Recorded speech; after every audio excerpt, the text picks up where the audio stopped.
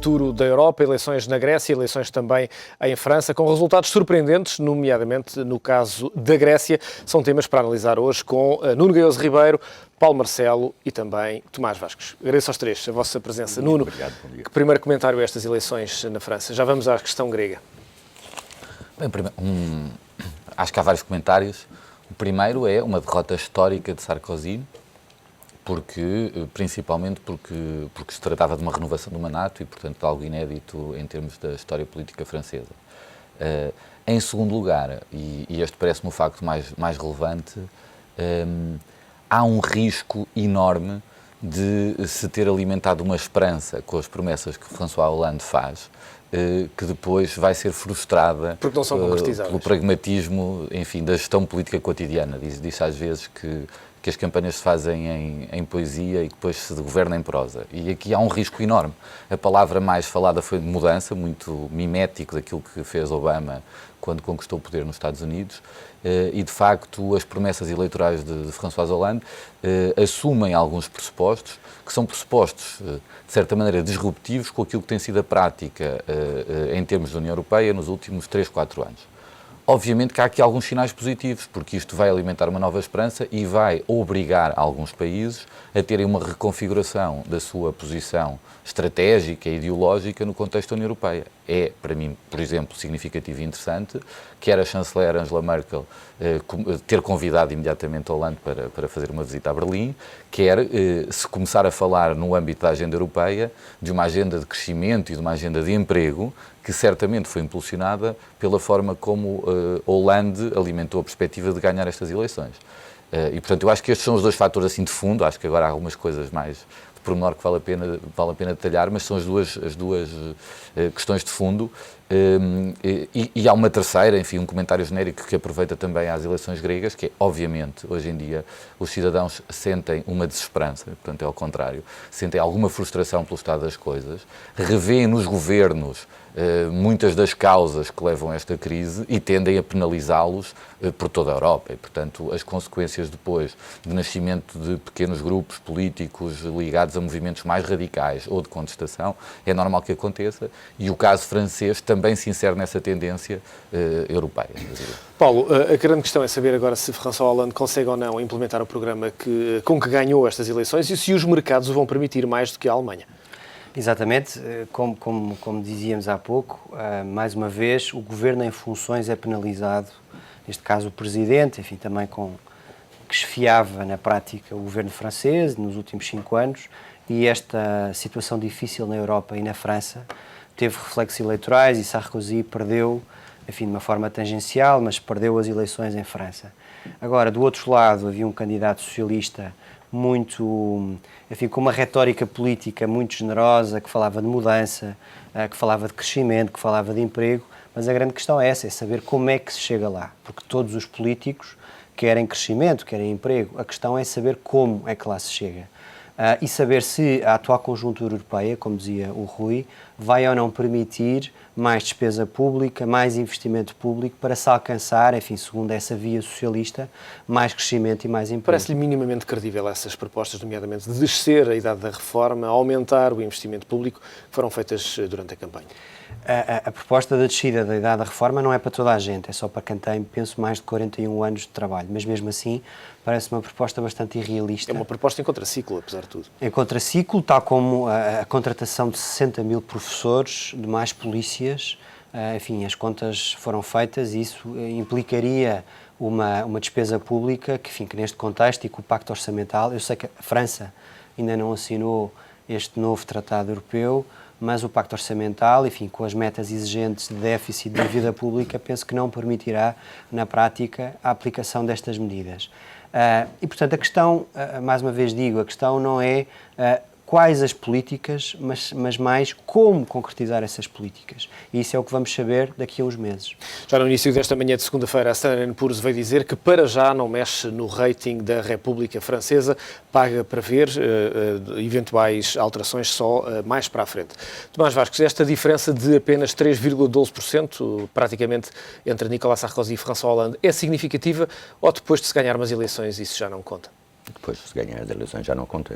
No fundo é como uma comparação, quando se ganha um jogo, mesmo com um penalti que não existe, o resultado final é esse e acabou, o resto, o que conta é a vitória, neste caso concreto, das eleições em França. Além disso, já o Nuno já referiu, é a derrota de um candidato presidente, o que não é inédito nos últimos anos na história desta República Francesa. Sarkozy perdeu sobretudo por 3 motivos. Primeiro, não é a ordem arbitrária, por um lado, pela sua própria personalidade, que desagradou em algumas situações de grande agressividade a muitos franceses. Por outro lado, pela insistência. É o telemóvel a tocar, mas isso, Tomás, é o que acontece às vezes quando estamos em televisão em direto. Mas, Nuno, dando aqui uma ajuda de última hora ao Tomás. Estava a dar aqui uma ajuda ao Tomás. Dentro desta surpresa há um fator também engraçado. Esperemos que não seja Nicolas Sarkozy, um pouco irritado com as declarações de Tomás. Peço imensa desculpa, acontece.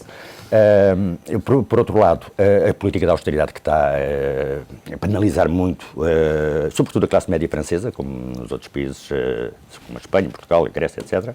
E por outro lado, não esquecer um terceiro fator, que é o orgulho francês. A submissão de Sarkozy à Sra. Merkel feria muito o orgulho francês.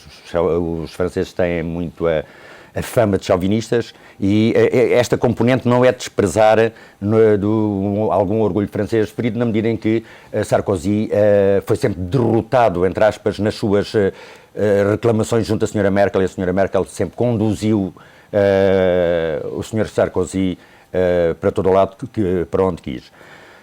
Resultado, independentemente do programa apresentado por Hollande durante a campanha eleitoral, há 2 coisas que vão marcar a partir desta eleição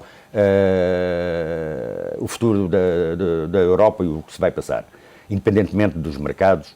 Por um lado, quebrou-se aquela unidade franco-alemã do ponto de vista ideológico, está quebrada, e introduziu-se, o que já tem reflexos, introduziu-se num chavão que a austeridade não é uma fatalidade. Isto acompanhado, porque isto é um momento certo, isto acompanhado dos resultados da Grécia e mesmo em Portugal, onde conduz a austeridade, empobrecimento da classe média sobretudo, quebra nas receitas, desemprego, novos encargos para o Estado com o aumento do desemprego, tudo isso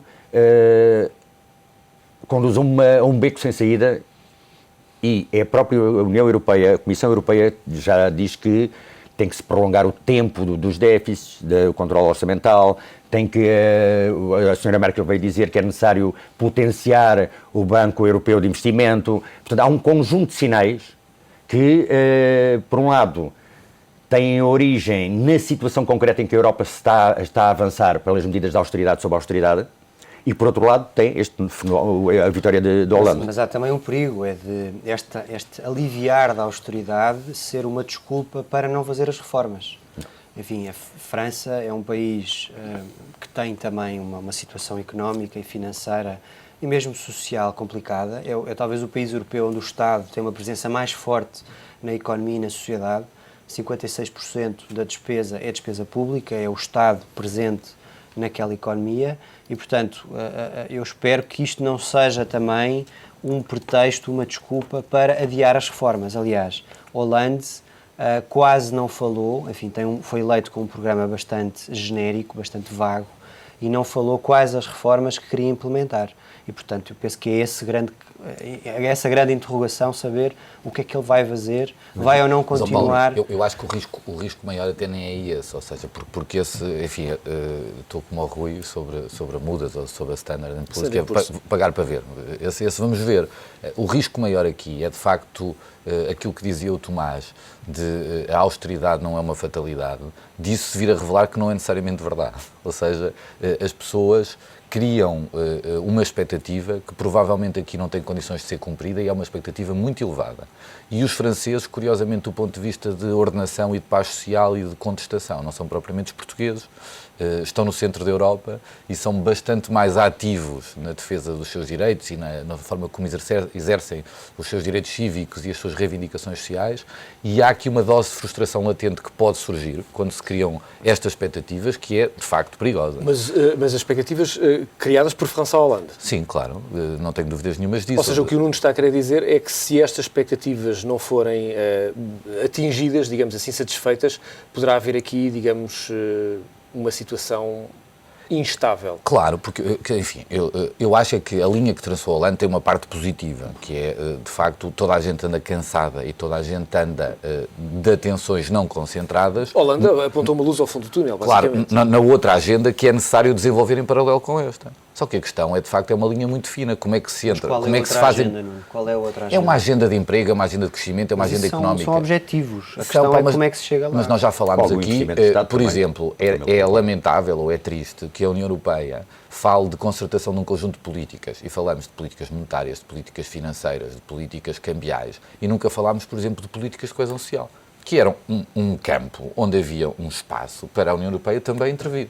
Definir o que eram os direitos sociais mínimos dentro de cada Estado, definir que reformas essenciais ou que pilares deveriam ter as reformas essenciais de alguns sistemas centrais de proteção pública dentro do universo do Estado. Mas a esse nível a Europa está paralisada há muito tempo. Claro, mas deixa-me só traduzir Rui, mas não tem que estar necessariamente.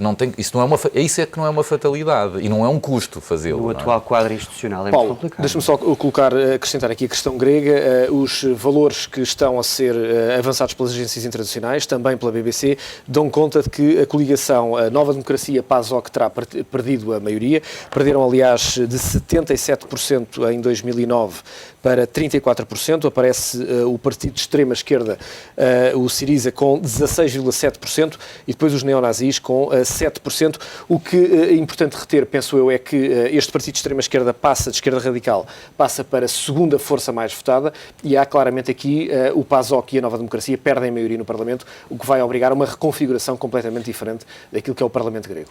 Perdem a maioria e perdem mais de metade dos votos. Ou seja, há aqui mais uma vez um sinal de descontentamento dos eleitorados relativamente a um certo rumo que as políticas, enfim, na Grécia estavam a tomar e, enfim, vamos ter aqui um cenário completamente diferente. Eu diria que devemos começar a pensar seriamente em ter um plano de saída da Grécia do euro. E penso que é isso que já vai na cabeça de muitos líderes europeus, enfim, nestas horas da manhã. Embora, Tomás, o Syriza está contra o acordo que foi firmado pela Nova Democracia e o PASOK com a Troika, mas é favorável à manutenção da Grécia dentro do euro. Ainda assim, os mercados estão a reagir de forma muito negativa, a vertente de risco dos mercados das ações estão a cair, o euro está também a ser penalizado e o petróleo também. Tomás, esta reconfiguração pode levar a eleições dentro de pouco tempo ou ainda é cedo para ter essa opinião? Ainda é cedo, mas ali não acredito que a esquerda radical se associe ao PASOK e à Nova Democracia para formar um governo de salvação nacional. De modo que é impossível formar um governo na atual situação, com os resultados que são conhecidos. Mas eu salientava o seguinte, e isto é uma das consequências das políticas da Alemanha para a Europa nos últimos 2 anos. É esta, e pode acontecer em Portugal mais cedo ou mais tarde, porque o xadrez político grego tinha algumas semelhanças, tirando o peso dos neonazis, que tinham 2% e que subiram agora significativamente. Era o rotativismo entre a Nova Democracia e os socialistas. Ora estão uns, ora estão outros, como em Portugal acontece desde praticamente 75, 76. Este partido radical, a esquerda radical, é o nosso bloco de esquerda, no fundo. A política da austeridade cega que se impôs à Grécia num curto espaço de tempo e, sendo que os sacrificados são sempre os mesmos, deu este resultado como era previsível já há 2, 3 meses. Em Portugal pode acontecer a mesma coisa, por isso é muito acertado da parte de António José Seguro descolar das políticas de consenso do Governo, evitando também uma penalização se as consequências se dramatizarem em Portugal, sobre os portugueses e sobre, que possam produzir resultados eleitorais semelhantes, o Partido Socialista português deve, colhendo bem este exemplo da Grécia, deve descolar para não sofrer uma penalização como o PASOK sofreu. Nuno, aproximando da Grécia para Portugal e juntando este efeito de França que já falámos, esta alteração, há já quem fale da necessidade de criar um eixo Espanha, Itália, França, para, digamos, apertar, se me permite a expressão, a Alemanha entre cordas, pode beneficiar Portugal no sentido que o discurso tem vindo sempre a ser de cumprimento rigoroso das metas e haver aqui, digamos, um relaxamento externo poderá beneficiar aquilo que é o discurso interno de Pedro Passos Coelho? Bem, pode, obviamente, estou de acordo consigo, se bem que eu acho que o nosso Primeiro-Ministro faz este discurso com uma enorme convicção de que isto é a terapia certa e suficiente. E eu, enfim, tendendo a concordar que há uma dose desta terapia que é uma terapia de facto necessária, isto não significa que seja uma terapia suficiente. Mas aí, Rui, deixe-me dizer-lhe, eu acho que isto inevitavelmente poderá conduzir a um relaxamento das regras ou uma dilação dos prazos de alguns dos objetivos, mas aí o que vai ser determinante, mais do que esta alteração de xadrez político, vai ser a situação da Espanha, porque a entrada em cena da Espanha e uma possível intervenção sobre a Espanha aí arrastará inevitavelmente uma revisão de um conjunto de medidas de que Portugal aproveitará por um lado do ponto de vista desses acordos e por outro lado será altamente prejudicado do ponto de vista do dramatismo que é acontecer isso a uma economia nossa, que é a nossa principal economia de exportações e a nossa principal economia de integração económica. Não? Mas não é verdade que a economia espanhola já está deprimida? Ou seja, o que eu quero perguntar basicamente é, se houver uma intervenção, não pode ser ainda assim positivo no sentido que poderá estancar aquilo que é um decréscimo significativo da economia espanhola?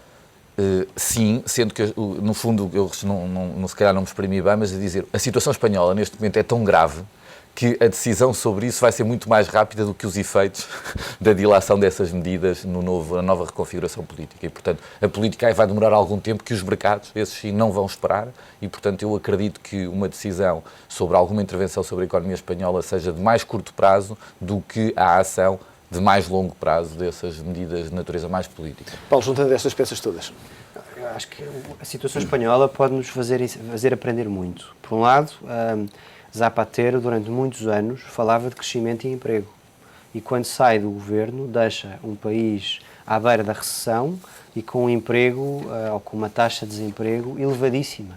E, portanto, não basta um político afirmar-se a favor do crescimento e do emprego para que, na prática, os resultados, enfim, desse discurso, dessa retórica, se traduzam em resultados. Aliás, Paulo, não pode haver nenhum político que seja contra o crescimento e o emprego. Claro, não, isto serve para desmontar um bocadinho, enfim, alguma retórica de esquerda, que somos pelo crescimento e pelo emprego. Não, somos todos pelo crescimento e pelo emprego. A questão, e o que neste momento divide a solução de esquerda e uma solução de direita, é como é que se lá chega. E, portanto, o exemplo espanhol ajuda a perceber que se chegou a uma recessão e níveis de desemprego históricos, mesmo sem políticas de austeridade. Eu ia mais longe.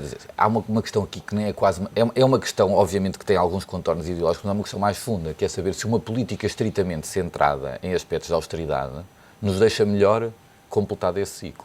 Mas há aqui uma questão que é como relançar o crescimento. E é exatamente neste domingo, faz 8 dias, o El País publicava uma notícia que dava conta da intenção de alguns políticos europeus avançarem com um plano, nomeadamente 200 mil milhões de euros, para estimular a economia. A questão que vos coloco é, a melhor forma de estimular a economia neste momento é através de grandes obras públicas, de dinheiro do Estado novamente na economia? Repara, a combinação das duas coisas. Mas reparem o seguinte, para já é preciso ver de onde é que vem esse dinheiro. Fala-se do Banco Europeu de Investimento, enfim, mas novamente a eurobonds, eventualmente. As eurobonds, eventualmente, talvez Hollande consiga convencer a senhora Merkel da necessidade desses eurobonds, se assim for, ficarei muito contente com isso.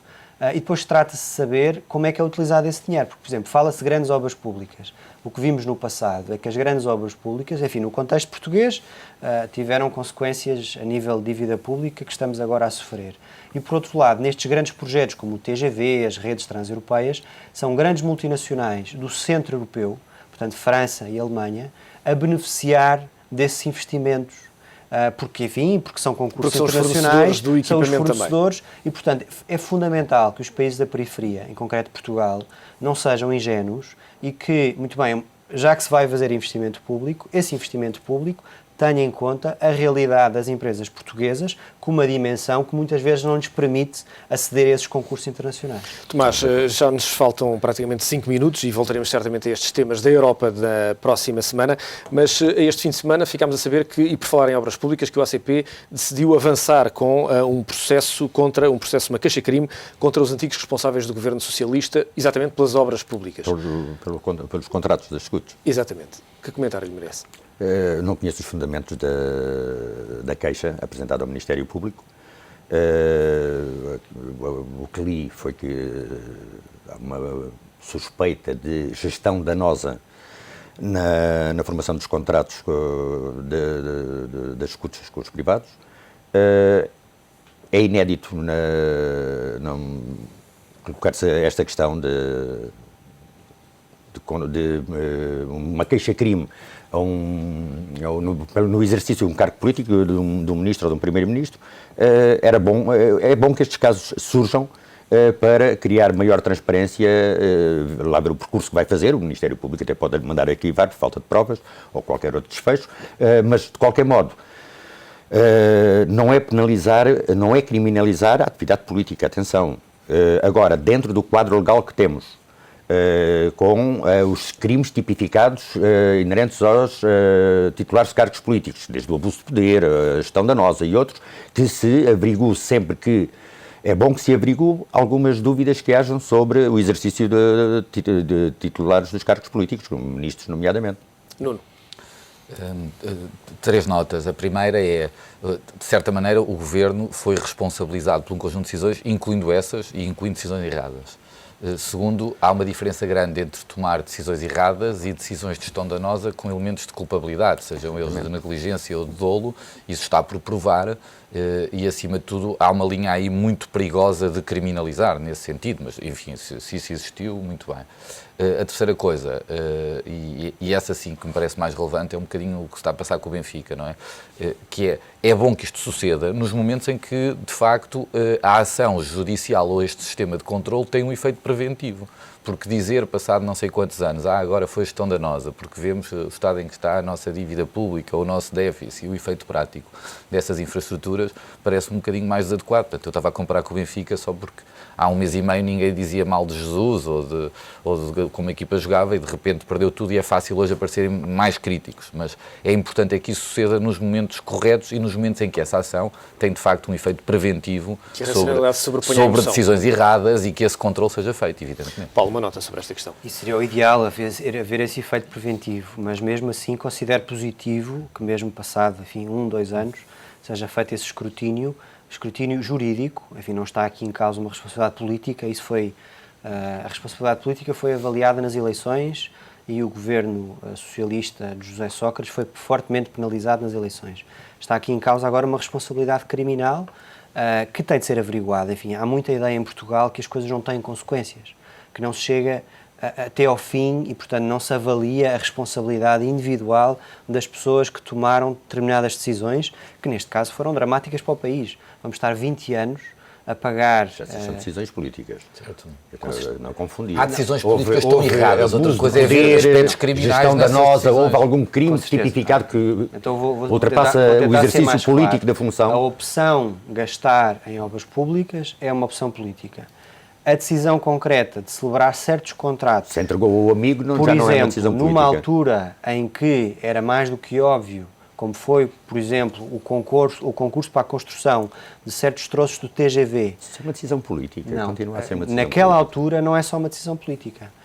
Enfim, é o que se está a averiguar neste momento, se não terá havido má-fé ou negligência ou até dolo ao lançar certos concursos, quando já se sabia que aquele projeto não iria para a frente, que não havia meios financeiros para o levar para a frente. A mesma coisa com a renegociação da SCUT, enfim, com prejuízo para o Estado português e desequilibrando algumas cláusulas, e é preciso ver o que é que esteve por trás disso. E, portanto, eu não estou a dizer que existe responsabilidade criminal, mas é necessário e é positivo que se avalie, portanto, os tribunais, o Tribunal de Contas, a Procuradoria-Geral da República, o Ministério Público, que se avalie o que é que esteve em causa. Mas vou fazer uma pergunta. E não é surpreendente que, se houver indícios de responsabilidade criminal, se houver, portanto eu estou por isso num cenário meramente hipotético, de que aqueles que são os órgãos próprios e democráticos de escrutínio dessa atividade, incluindo a natureza criminal, desde logo o Parlamento, não tenham tomado nenhuma ação. Mas vai haver agora Porque uma é surpreendente que venha inquérito. uma associação, enfim, com todo o respeito que merece o ACP e pela representatividade até que tem, mas é estranho que isto seja feito desta maneira. Apesar de tudo, vai haver uma comissão de inquérito agora a todos os contratos das parcerias público-privadas. Já houve outros casos em que, no final de comissões de inquérito, houve uma recomendação aos órgãos, enfim, de polícia criminal para que se houvesse uma investigação mais profunda, obviamente com outro tipo de poderes, como foi o caso de Camarate. Vamos ver se no final desta comissão de inquérito, enfim, eu estou um pouco esperançado, porque obviamente no contexto parlamentar há mais ruído do que propriamente a objetividade na análise das situações. Mas vamos ver também quais são as conclusões a que chega esta comissão de inquérito.